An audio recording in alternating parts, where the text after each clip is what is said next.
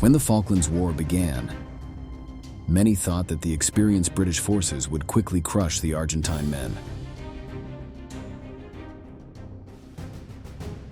However, the tenacity and courage of the South Americans took the invaders by surprise.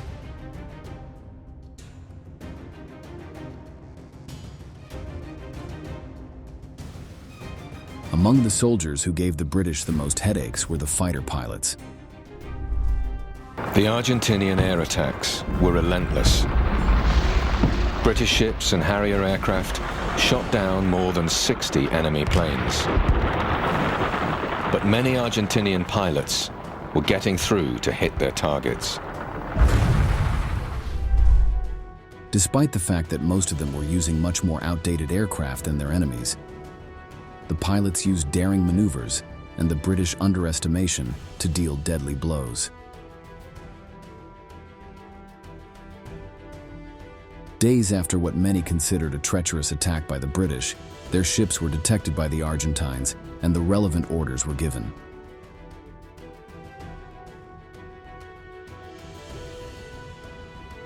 It was time for revenge.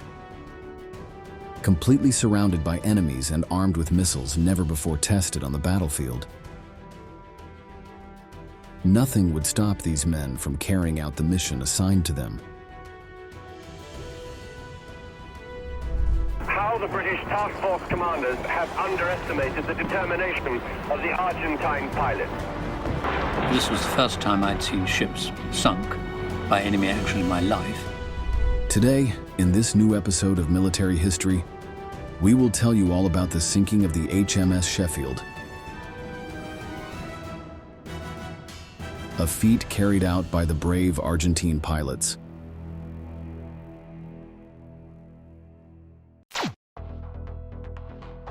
By May 1982, the war between Argentina and the United Kingdom for the sovereignty of the Falkland Islands had already been going on for a month. However, it was at this time that the battles between the two countries began to intensify. Despite the initial victories by the South Americans, British forces were beginning to arrive on the islands in large numbers.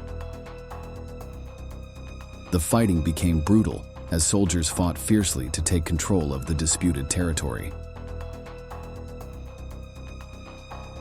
It was in the afternoon of May 2nd that one of the most infamous events of the entire war occurred. The Argentine ship General Belgrano was sailing more than 50 kilometers from the total exclusion zone. Any ship that was outside this area was not considered a threat to the British. However, despite the fact that it was the British themselves who had designated the limits, the cruiser was hit by 2 torpedoes fired by the submarine Conqueror. The impacts opened a hole of almost 20 meters in the deck and killed hundreds of sailors, as well as completely destroying the engine room. The explosions also disabled most of the radio equipment and electrical systems. As water poured in, the crew of the General Belgrano was unable to pump it out or call for assistance from nearby ships. La primera explosión que digamos, penetra en la sala de máquinas de popa, se confina dentro del buque, dentro del costado, posiblemente por las corazas que tenía a la altura de la línea de flotación, y comienza a acceder hacia arriba.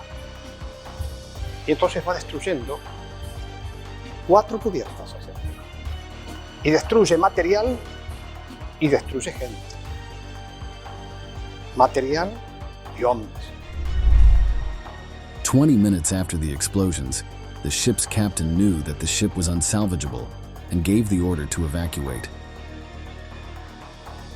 But due to bad weather and the inability to make distress calls, it took hours or even days for the survivors to be rescued. 323 people, approximately a third of the total crew, died in the attack, drowning in the water or due to the impact of the torpedoes. This number represents almost half of the Argentine deaths in the entire Falklands War. The event remains surrounded by controversy even to this day. The British maintain that it was a valid act of war, while others continue to argue its illegality under the rules of war. Whatever the case, one thing was certain: the Argentine military would seek revenge. On May 4th, 2 days after the General Belgrano sank, a group of British ships were patrolling the Falklands archipelago. They had 2 aircraft carriers, 5 destroyers, and 3 frigates, as well as fighters flying over the area. One of the destroyers was the HMS Sheffield, which had entered service in 1971. Heavily armed, its crew numbered almost 300 men. That day, they had been assigned the mission of protecting the aircraft carriers from any threat. Visibility that morning was poor, with rain, strong winds, and fog that only allowed them to see what was right in front of them. The British ships, although they were attentive to the radars to detect enemy aircraft, did not expect retaliation to happen that day. They were more focused on locating underwater threats. However, poor visibility would also help the aircraft go unnoticed, something that the South American commanders did not overlook.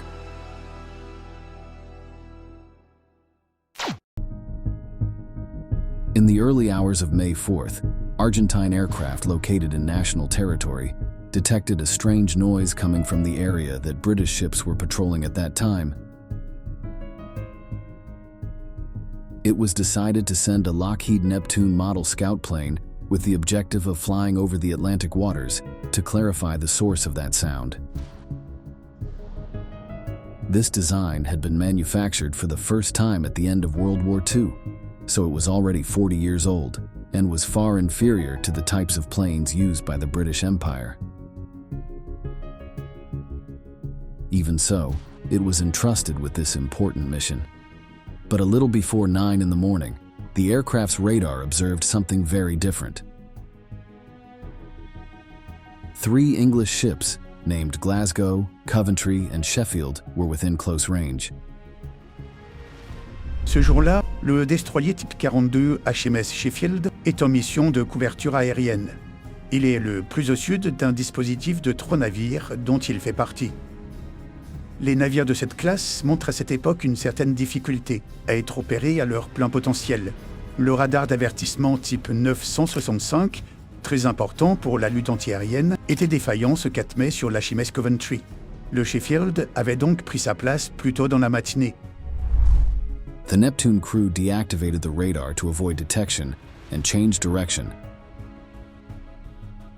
They began to fly south of their position, with the aim of making the English forces assume that they were looking for shipwrecked General Belgrano and not open fire. When they were at a safe distance, the aircraft commander reported the discovery to his superiors, who ordered the scout to follow the trail of the enemy ships. After a short debate, they took a measure desired by many and feared by others: to attack. At the Rio Grande base in southern Argentina, a combat squadron began to prepare for the operation. It consisted of 2 Super Étendard fighters, which were armed with powerful Exocet guided missiles.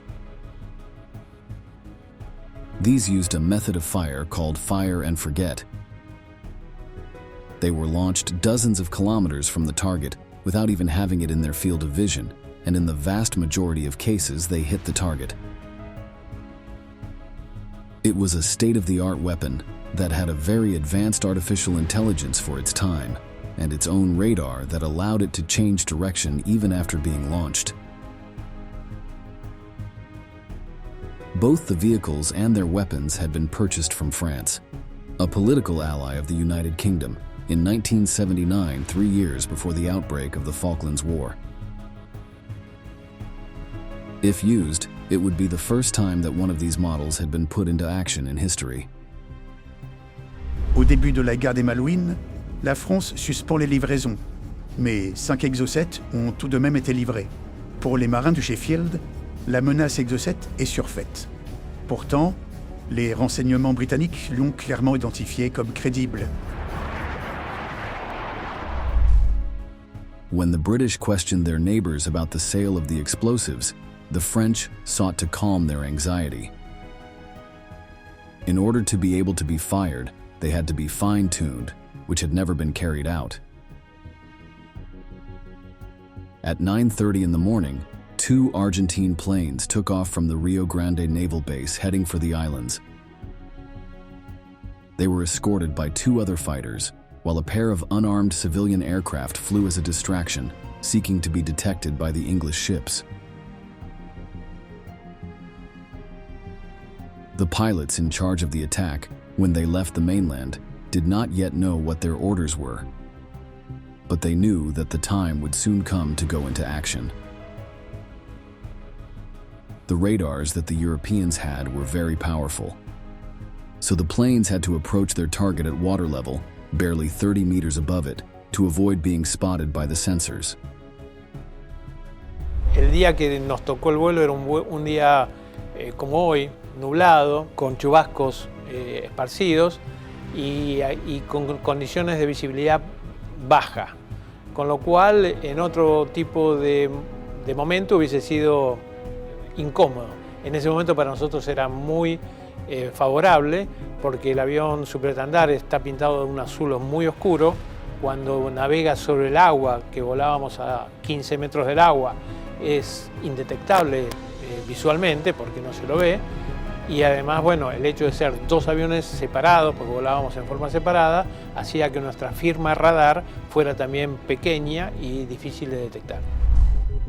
As a precaution, radio contact had been strictly forbidden. They could only use signs to communicate with each other. Both men had to summon their own courage and trust that their companion would fulfill his role. The Neptune scout was still in the area, hidden from British eyes and transmitting its position to its compatriots. When they were 180 kilometers from the ships, the escort fighters began to withdraw, to further reduce the chances of the Argentines being detected. The Super Etendard pilots armed their missiles and had to climb in altitude to confirm their targets. They decided to aim at the point that appeared closest on their radar. It was at that moment that the Sheffield crew detected them. At 11:04 on the morning of the 4th of May, 1982, approximately 25 kilometers from their targets, both planes fired their Exocet missiles. It was the baptism of fire for these weapons, which had not even been tested beforehand. The pilots did not wait to see the result, but turned their vehicles back towards the Argentine base.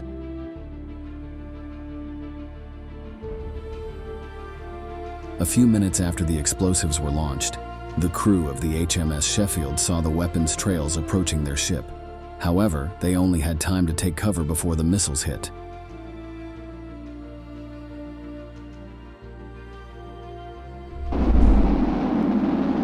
The officer of the watch and other members of the bridge crew started to take cover. But I remember myself and the second officer of the watch becoming transfixed to the missile on its way in, which really does amaze me now when I come to think of it, but we watched it almost to the point of impact when we quickly huddled together and dropped to the floor.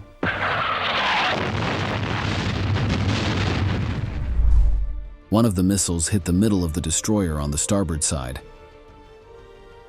penetrating 4 meters into the deck near the engine room. Its consequences were fatal. Dozens of English sailors died immediately, while more than 60 were injured. The other Exocet did not manage to hit its target, with some sources stating that it was lost in the water, while others declare that it slightly damaged one of the aircraft carriers. However, the impact of one of the missiles on the cruiser Sheffield had very serious implications for the British. As had happened with the General Belgrano 2 days earlier, the attack put out of service the water pumps, so there was no way to expel the sea that was entering in droves inside the ship.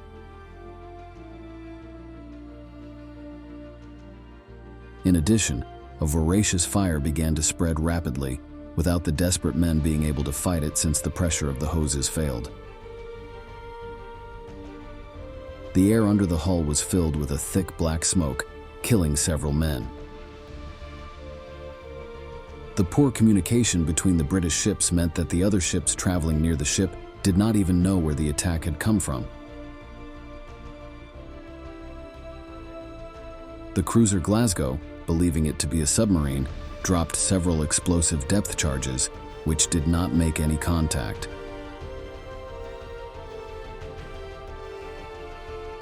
The rest of the vehicles tried to assist the Sheffield, but the fire was out of control, and after 5 hours, the captain gave the order to abandon ship.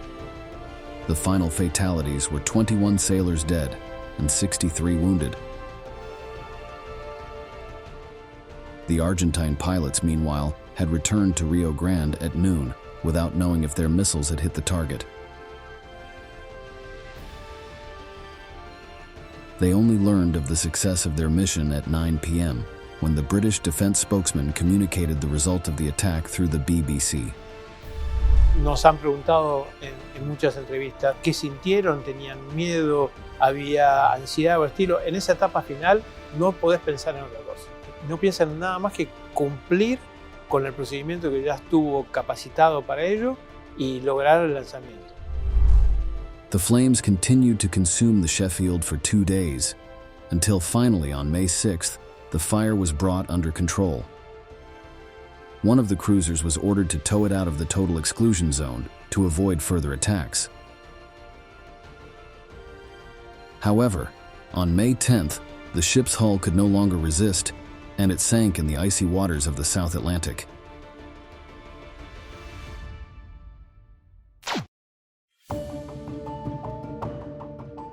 Thus, the HMS Sheffield became the first English ship to be destroyed by a missile since the end of World War II.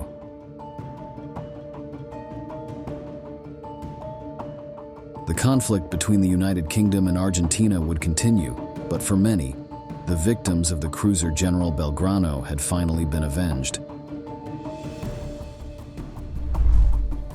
We have reached the end of the video, and we want to ask you, do you think the Falklands War could have had a different outcome?